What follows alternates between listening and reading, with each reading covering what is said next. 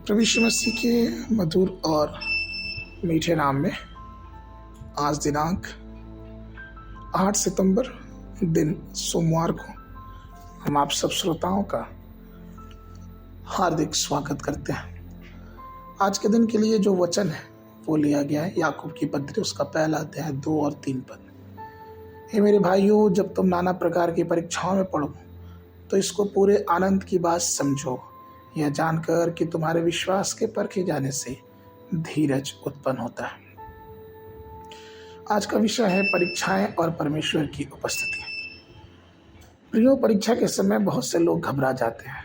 जब वे अपने अपनों को खो देते हैं तो वे उस पीड़ा को सहन नहीं कर पाते।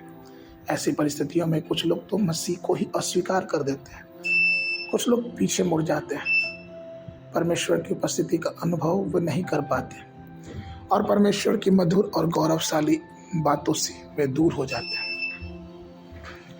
इसलिए प्रेरित याकूब हमें सलाह देते हैं कि जब हम परीक्षाओं का सामना करें तो उससे पूरे आनंद की बात समझें।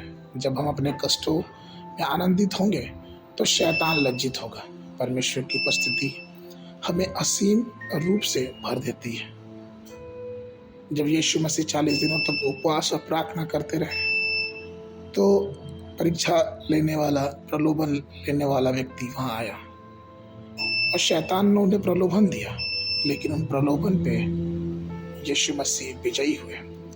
मत्ती 4:11 में वचन कहता है कि तब शैतान उसके पास से चला गया और देखो, स्वर्गदूत आकर उसकी सेवा करने लगे।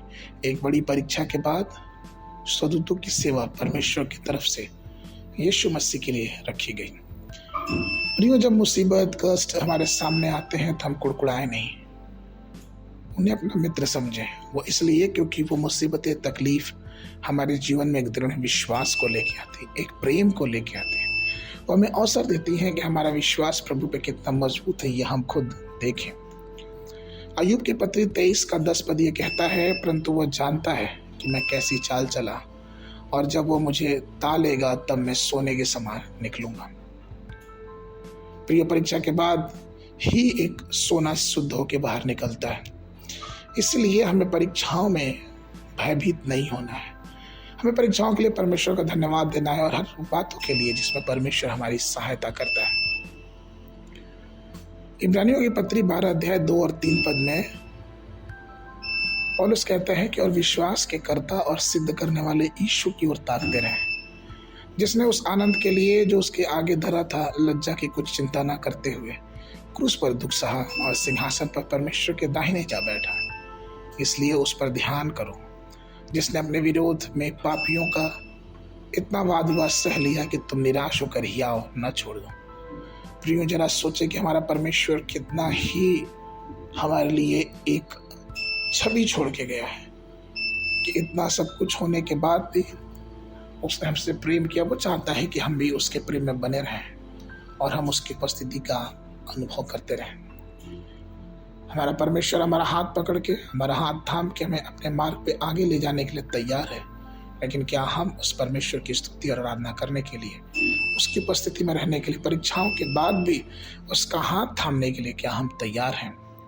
आगे के मनन के लिए 2 कुरिन्थियों उसका 12:9 पद। और उसने मुझसे कहा, मेरा अनुग्रह तेरे लिए बहुत है, क्योंकि मेरी सामर्थ निर्बलता में सिद्ध होती।